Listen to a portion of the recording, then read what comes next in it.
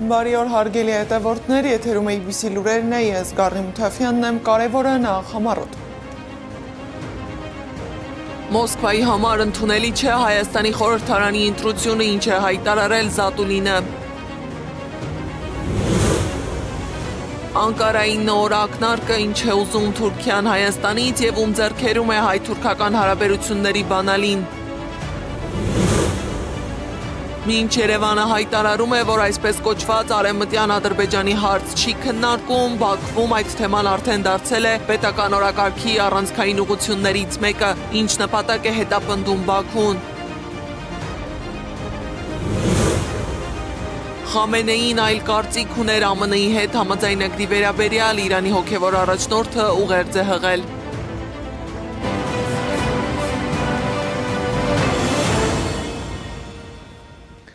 Քիչ առաջ դատարանը որոշել է Հայաստան դաշինքի պատգամավորի թեկնածու Ռուսլան Բարսեղյանին կալանավորել 2 ամսով։ Իսկ Հայաստան դաշինքի պատգամավորի թեկնածու Ասատուր Քոչարյանի նկատմամբ խափանման միջոց է ընտրել տնային կալանքը։ Հիշեցնեմ, որ օրեր առաջ դատախազությունը դիմել էր Կենտրոնական ընտրական հանձնաժողով քրեական հետապնդում հարուցելու և ազատությունից զրկելու խնդրանքով։ Իսկ ազգային ժողովի նախկին պատգամավոր Ռուբեն Հակոբյանը գրել է, որ եկել են իրեն ձերբակալելու, այլ մանրամասներ հայտնի չեն։ Օրեր առաջ էլ ձերբակալել և կալանավորել են Դավիթ Ղազինյանին, Ուժեղ Հայաստան կուսակցության անդամ Գոհար Մելոյանը հայտարարել է, որ հունիսի 6-ին լռության օրը հրապարակվել է անհեթեթ ու ենթադրությունների շղթա հանդիսացող մի ձայնագրություն, որտեղ Ղազինյանին անձնապես չճանաչող մարդն արծարծում էր նրա անունը։ Մելոյանի կարծիքով Դավիթ Ղազինյանի նկատմամբ կալանքի կիրառումն ունի բացառապես քաղաքական իմաստ։ Մինչև հունիսի 17-ը շուրջ 11 օր Դավիթը եղել է հասանելի, չի խուսափել քննությունից ու չի խոչընդոտել դրա ընթացքը։ Անձամբ ներկայացել է Կենտրոնական ընտրական հանձնաժողովի նիստին և նիստից հետո էլ իր նախաձեռնությամբ է ներկայացել հակակոռուպցիոն կոմիտե։ Այս պայմանում Դավիթ Ղազինյանի նկատմամբ խափանման միջոցներից ամենածանրի կալանքի կիրառումն ունի բացառապես քաղաքական իմաստ և բովանդակություն ու որևէ աղերս չունի իրավունքի և արդարադատության հետ։ Հայցադիմում ընդդեմ Փաշինյանի Արցախցի հասարակական քաղաքական գործիչ Արթուր Օսիպյանը հայտարարել է, որ իր նկատմամբ հնչեցրած զրպարտության և կեղծ տեղեկություններ տարածելու պատճառով արժանապատվությունը պաշտպանելու համար դիմել էր ծայրահեղ միջոցի, հացադուլի, քանի որ անազատության մեջ այլ տարբերակ չի ունեցել։ Բայց հաշվի առնելով, որ դատախազությունը փոխել է խափանման միջոցը, հայցադիմում է ներկայացրել ընդհանուր իրավասության առաջին ատյանի քաղաքացիական դատարան զրպարտություն համարվող փաստացի տվյալները հրապարակային նորեն հերքելու, ներողություն խնդրելու պահանջով։ Հետընտրական պրոցեսները քննարկում են նաև Մոսկվայում։ Կոնստանտին Զատուլինը հայտարարել է, որ Մոսկվան ոչ մի դեպքում չի կարող Հայաստանի Հանրապետության վերջին ընտրությունը համարել ժողովրդավարական, որովհետև հավասար ընտրապայքարի պայմաններ չեն ապահովվել։ Ընդհակառակը կիրառվել են ճնշումներ, որոնք շարունակվում և խորանում են նաև ընտրությունից հետո ընդդիմադիր ուժերի և նրանց առաջնորդների նկատմամբ։ Ապրիլի քառօրյա պատերազմից 10 տարի անց Մարդու իրավունքների Եվրոպական դատարանը հրապարակել է առաջին վճիռներից մեկը։ Խոսքը հայ զինծառայող Հայկ Թորոսյանի գործի մասին է, որին ադրբեջանցի զինվորները ծանր վնասվածքներ էին հասցրել, գերի վերցրել, խոշտանգել և գլխատել։ Միջազգային և համեմատական իրավունքի կենտրոնի նախագահ Սիրանուշ Սահակյանը վճիռը կարևոր նախադեպ է համարում ոչ միայն ապրիլի պատերազմի, այլև հետագա ռազմական հանցագործությունների փաստագրման տեսանկյունից։ Դեպքը տեղի էր ունեցել քառօրյա պատերազմի ընթացքում։ Զինծառայող Հայկ Թորոսյանը մեկ այլ զինծառայողի հետ վիրավորումներ էր ստացել և ամբողջովին գտնվել է միջազգային մարդասիրական իրավունքի պաշտպանության ներքո։ Սակայն վիրավորված զինծառայողին ռազմագերու կարգավիճակ տալու, վերադարձնելու փոխարեն տանջել էին։ Նրա ներկայությամբ գլխատել էին մյուս զինծառայողին, որն ավելի ծանր վիրավորումներ էր ստացել, նաև կտրել էին դաստակը և գլխատել։ Բնականաբար, սա խոշտանգման ծայրագույն դրսևորում է։ Ավելին, հրաժարվում էին վերադարձնել նաև գլուխը, այսինքն այսինքն ընտանիքը զրկված էր նրա մարմինը պատշաճ հուղարկավորելու հնարավորությունից, ինչը տառապանք պատճառելուց զատ նաև ընտանեկան կյանքի անձեռնամխելիության իրավունքին է միջամտություն։ Առկա փաստերը գնահատելով դատարանը եզրակացրել է, որ հաղթահարվել է խոշտանգման շեման նաև ընտանիքի անդամների համար։ Ընտանիքի անդամները եւս ինքնուրույնաբար խոշտանգումների արգելքի հոդվածի զոհեր են։ Այս գործը կարևոր է, քանի որ փաստագրված խախտումները, որոնք տեղի են ունեցել զինված հակամարտության շրջանակում, բացահայտում են պատերազմական հանցագործություններ, եւ իմ գնահատմամբ սա եւս ապացույց է, որ եթե հայ-ադրբեջանական հարաբերություններում պետք է խոսել պատերազմական հանցագործների պատասխանատվության մասին, դրա առաջնային հասցեատերը հենց Ադրբեջանի զինծառայողներն են եւ ղեկավարությունը։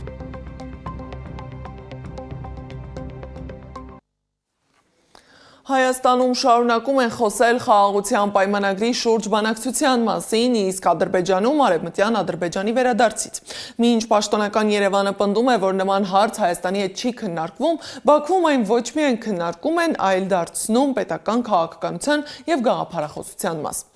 Նախիջևանում արդեն երրորդ անգամ տեղի է ունենում վերադարձ դեպի արևմտյան Ադրբեջան փառատոն կոնգրեսը, որտեղ հնչում են Հայաստանի նկատմամբ հերթական պահանջները։ Իսկ Իլհամ Ալիևը հայտարարում է, որ Ադրբեջանը երբեք չի մոռանա։ Ինչ է իրականում կատարվում Նախիջևանում, ինչու է Բաքուն շարունակում զարգացնել այս օրակարգը եւ ինչ նպատակներ են թաքնված արևմտյան Ադրբեջանի գաղափարի հետևում, Անի Աբաղյանի ռեպորտաժում։ Մենք Ադրբեջանի հետ երբեք նման հարց չենք քննարկել եւ չենք քննարկում։ Գուցե Հայաստանի հետ չեն քննարկում այսպես կոչված արևմտյան Ադրբեջանի եւ ադրբեջանցիների այսպես կոչված վերադարձի հարցը, բայց Ադրբեջանի ներսում բավական ակտիվ քննարկում են հարցազրույցներում, հատուկ քննարկումներում եւ փառատոնում, որ արդեն երրորդ անգամ է կազմակերպվում։ Հայաստանը պետք է պայմաններ ստեղծի արևմտյան ադրբեջանցիների անվտանգ վերադարձի համար։ Հայաստանը պետք է ընդունի այս իրականությունը եւ պայմաններ ստեղծի արևմտյան ադրբեջանցիների անվտանգ արժանապատիվ եւ խաղաղ վերադարձի համար։ Նախիջևանի Օրդուբադ քաղաքում այսպես կոչված վերադարձ դեպի արևմտյան Ադրբեջան երրորդ փառատոն կոնգրեսը կազմակերպվել է Ադրբեջանի պետական մարմինների եւ արևմտյան Ադրբեջան համայնքի մասնակցությամբ։ Եվ մինչ այդ հարթակից Հայաստան գալու մասին կոչեր ու քննարկումներ են ընթանում, Ալիևը Բաքվում իրականացվող մեկ այլ ֆորումից կոշտ հայտարարություններ է անում, թե իբր չի մոռանա, թե հայերն ինչ են իրենց հետ արել։ Մենք երբեք չենք մոռանա, թե ինչ են արել հայ զավթիչները մեր ժողովրդի եւ մեր քաղաքների հետ։ Երբեք չենք մոռանա 65 մզկիթների ավերման մասին։ Հայերը մզկիթներում խոզեր եւ այլ կենդանիներ էին պահում եւ Ադրբեջանը դա երբեք չի մոռանա։ Մինչ Ալիևն իր բնակիչների հիշողությունն է այսպես կոչված թարմացնում ու չմոռանալու քաղաքականություն վարում, Հայաստանի գործող իշխանության ներկայացուցիչներն ասում են, օրինակ Ստեփանակերտի մայր տաճարի ավերման մասին խոսելը սրում է կոնֆլիկտը։ Խաղաղությունը հաստատված հասկանում եք, մենք դա տեսնում ենք իրական կյանքում։ Մեր սահմանների վրա չկան կրակոցներ։ Այսինքն եթե մենք ասենք Ադրբեջանը ինչի՞ է մեր եկեղեցին քանդում, նա սկսելու է կրակել։ Մենք որևէ կոնֆլիկտային տրամաբանության մեջ չպետք է մտնենք մեր հարևանների հետ եւ այդ հաստատված խաղաղությունը կասկածի տակ չդնենք։ Իսկ եթե կա այդ խաղաղությունը, ինչու է Ադրբեջանը շարունակում տարածքային պահանջներ ներկայացնել Հայաստանին, այսպես կոչված արևմտյան Ադրբեջանի տեսքով։ Սա խաղաղություն չէ, ստեղծված իրավիճակը։ Սա հաղթողի կամ անավարտ խաղաղություն է։ Խաղաղություն գիտեք երբ կլինի։ Շատ հստակ ձևակերպեմ, թե երբ կլինի։ Խաղաղություն լինելու է Արցախի հանրապետության դեօկուպացիայի արդյունքում։ Իշարս բազմաթիվ դրական հետևանքների, որ ունենալու է հայ ժողովուրդը։ Նախիջևանում անցկացվող փառատոնը, որ 2023 թվականի Արցախի ամբողջական օկուպացիայից հետո է սկսվել, ոչ թե հանրային նախաձեռնություն է, այլ պետական քաղաքական օրակարգի մաս, նշում է ադրբեջանագետ Դիանա Կարապետյանը։ Նրա խոսքով Ադրբեջանի խոսույթը չի փոխվել Հայաստանի հետ այսպես կոչված խաղաղության գործընթացի պայմաններում։ Չենք մոռանալու թեզը, ինչպես ինքն է նշում, չեն մոռանալու իբրև թե հայերի արած վայրագությունները, այդ չենք մոռանալու թեզը ցույց է տալիս, որ այնտեղ առնվազն այս պահին գերակայում է կոնֆլիկտի բացասական հիշողությունը, խաղաղությունը գնացող իրենց գոնե թե հայտարարվող նպատակներին։ Ադրբեջանի կրթության եւ գիտության նախարար Էմին Ամուրլաևը հայտարարում է, թե արևմտյան Ադրբեջանի թեման արդեն դարձել է գործողությունների ռազմավարական ուղղություն։ Այսօր Արևմտյան Ադրբեջանի թեման մեծ նշանակություն ունի Ադրբեջանի ազգային ինքնության ձևավորման, մեր երիտասարդության դաստիարակության, մեր կրթական և գիտական կյանքում։ Արևմտյան Ադրբեջանի և այսպես կոչված ադրբեջանցիների վերադարձի հարցը նաև ներքին խնդիր է լուծում, նշում է ադրբեջանագետ Դիանա Կարապետյանը։ Տարիներ շարունակ մնաց այդ հիմնասյունը, մոբիլիզացիայի եղել է հայ աջակցությունը, եղել է Արցախը իբրև օկուպացիայից ազատելու գործընթացը, եւ քանի որ այսօր ըստ էության Արցախը Ադրբեջանի Հանրապետության տարածքում են ճանաչել, կարող ենք ասել, որ իրենց պետք է այս պահին որևէ նոր բան, որի շուրջ Ադրբեջանի հասարակությունը կկոնսոլիդացվի եւ այդ ներքին արդեն ներքաղաքական, ներտնտեսական խնդիրները նորից կմշուշվեն։ Այսպես կոչված Արևմտյան Ադրբեջանի հարցը բացել էր Հեյդար Ալիևը 1980-ականներին, փակել 1994-ի Արցախյան պատերազմի հաղթանակը։ Քաղաքագետ Հասան Ջալալյանի խոսքով Արցախի օկուպացիան կանաչ լույս է վառել Ադրբեջանի համար, որևէ պատնեշի չհանդիպելով 2020-ից հարցը չի փակվում մինչ օրս։ Ավելին, ադրբեջանցիների որակմամբ դարձել է գործողությունների ռազմավարական ուղղություն։ Անի Աբաղյան, Էդիկ Մալաքյան, Նոնա Գևորքյան, ABC Media։ Թուրքիան կրկին հայտարարում է, որ ցանկանում է կարգավորել հարաբերությունները Հայաստանի հետ, բայց խոսում է պայմանների լեզվով։ Այս անգամ Անկարան ոչ միայն չի հստակեցնում, թե որոնք են այդ պայմանները, այլև ակնարկներով խոսում է միջազգային գործընկերների հետ։ Ինչ է իրականում պահանջում Թուրքիան Երևանից, ում ձեռքերում է հայ-թուրքական հարաբերությունների բանալին, եւ Անկարան այսօր էլ է իր քաղաքականությունը շարունակում կառուցել Բաքվի օրակարգի շուրջ։ Թուրքիան կրկին խոսում է Հայաստանի հետ հարաբերությունների կարգավորման մասին, բայց կրկին պայմաններով։ Այս անգամ պայմանները միայն Հայաստանին չի ներկայացնում, այլ ակնարկներ է ուղղում միջազգային գործընկերներին, կարծում է փորձագետը։ Թուրքիան հիմա այս պահին իր դիրքերը այդպես են ցույց տալիս, որ դեռ փորձում է իր խնդիրները լուծի Ադրբեջանի հետ։ Այսինքն իրենց բոլոր խոսակցությունները, որ միջ այդ եղել է, որ այս ճանապարհը պիտի բացվի, ես կարծում եմ իրենք այդ փուլի մեջ են, որ Ադրբեջանի հետ են իրանց հարցերը կարգավորում, որովհետև ամեն դեպքում Հայաստան-Ադրբեջան խաղաղություն կոչվածը նաև ինչ որտեղ կախված է նաև Թուրքիայի կամքից։ Afrika başta olmak üzere Ռուսաստան կատարած այցից հետո Թուրքիայի արտգործնախարար Հական Ֆիդանը հայտարարել է, որ Փաշինյանի կառավարությունը հայ-թուրքական հարաբերությունների կարգավորման ուղղությամբ շատ կարևոր քայլեր է ձեռնարկել։ Ապա հավելել, հայ-թուրքական հարաբերությունները կկարգավորվեն, երբ անհրաժեշտ պայմաններ առաջանան։ Իսկ որոնք են այդ պայմանները։ Այդ նախապայմանները ենթադրում են ոչ միայն Արցախի հանձնումը Ադրբեջանին, այլ նաև այն տեսակ փաստաթղթերի ստորագրում, պարտավորեցնող փաստաթղթերի ստորագրում, որոնք առնվազն կչեզոքացնեն Թուրքիայի Ադրբեջանի ընկալմամբ, Հայաստանից իրենց ընկալմամբ եկող վտանգները։ Տարիներ շարունակ Անկարան հայ-թուրքական հարաբերությունների կարգավորումը կապում էր Արցախի հակամարտության հետ, հիմա փոխվել է Թուրքիայի խոսույթի հասցեատերը։ Թուրքիայի արտգործնախարարը չի հստակեցնում, թե ում է ուղղված իրենց ակնարկը, սակայն փորձագետների մի մասը համոզված է, որ Անկարան շարունակում է առաջնորդվել ոչ այնքան Երևան-Անկարա երկկողմորակարգով, որքան Բաքվի ակնկալիքներով։ Այդ դեպքում ստացվում է, որ հայ-թուրքական հարաբերությունների բանալին շարունակում է մնալ ոչ թե Անկարայում կամ Երևանում, այլ Բաքվում։ Այս փաստաթղթերից մեկը այսպես կոչված խաղաղության պայմանագիրն է։ Փաստաթղթերից երկրորդը եւ կյանքի կոչելու տեսանկյունից պրոյեկտներից երկրորդը դա Զանգեզուրի միջանց կապվածն է։ Երրորդը դա Հայաստանի դեմոգրաֆիկ կազմի փոփոխությունն է, որտեղ պետք է լինեն նաեւ ադրբեջանցիներ, որոնք պետք է հենասյուն հանդիսանան Ադրբեջանի եւ Թուրքիայի համար, Հայաստանի դեմ ցանկացած բանի գործողություն իրականացնելու համար։ Հիմա այս պայմանները քանի դեռ կյանքի չեն կոչվել, Ադրբեջանը եւ Թուրքիան կարող են ինչքան ուզեն ձգեն, ինչ նոր նախապայմաններ ասես առաջ բերեն,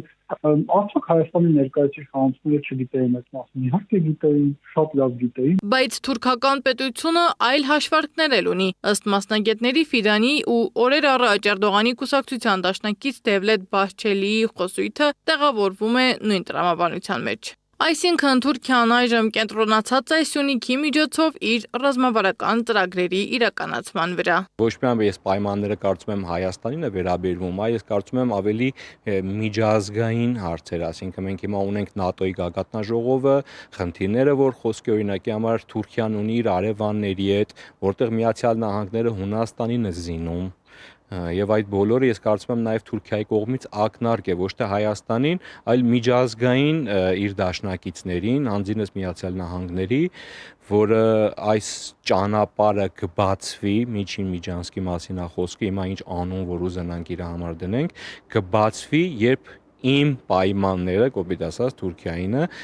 բավարարվեն։ Եվ մինչ պաշտոնական Երևանը հայտարարում է, որ պատրաստ է հարաբերությունների կարգավորմանը առանց նախապայմանների, Թուրքիան հերթական անգամ հիշեցնում է, այդ նախապայմանները դեռ ամբողջությամբ չեն կատարվել։ Սեդա Մոկարյան, Տարոն Ղանդիլյան, Աշոտ Բարբերյան, ABC Media։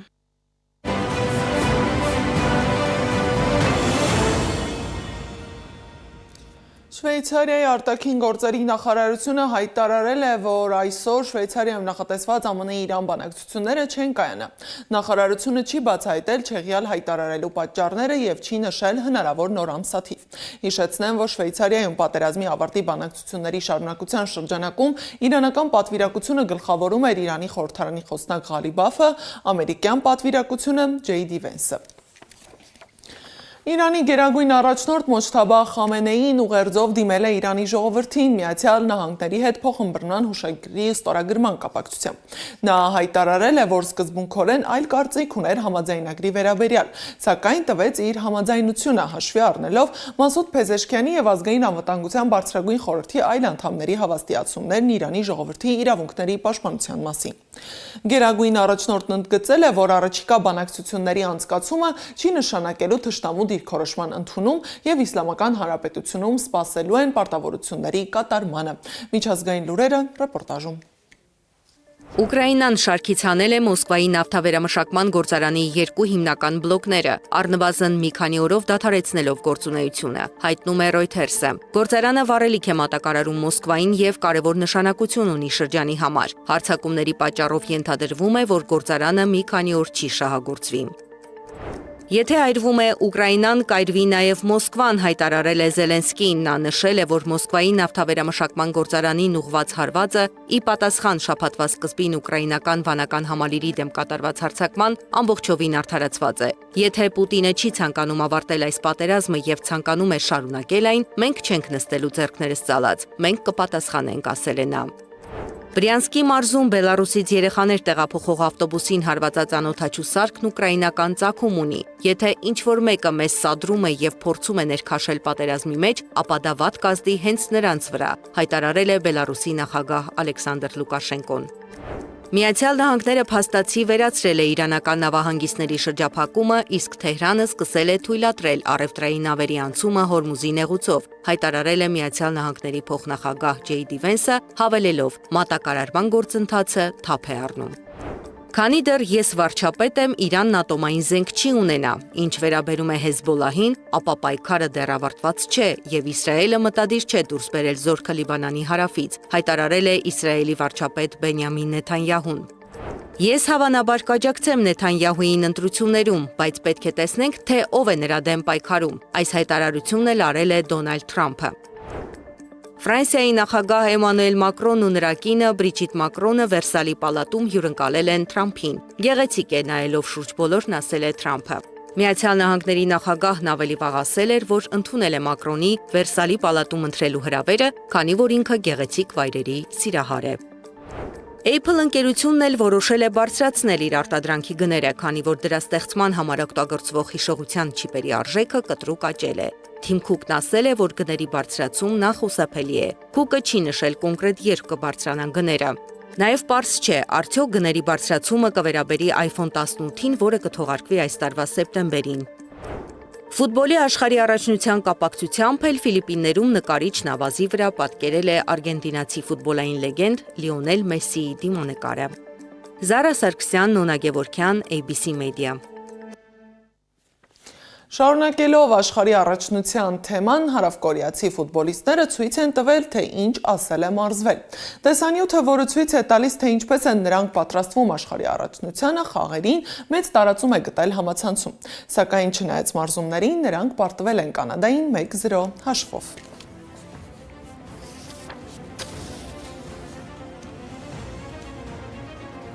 Այս ժամի համար նախատեսել էինք այսքանը, շարունակեք հետևել մեզ սոցիալական բոլոր հարթակներում, ABC լուրերը եթերում կլինի ժամը 15-ին, կհանդիպենք առայժմ։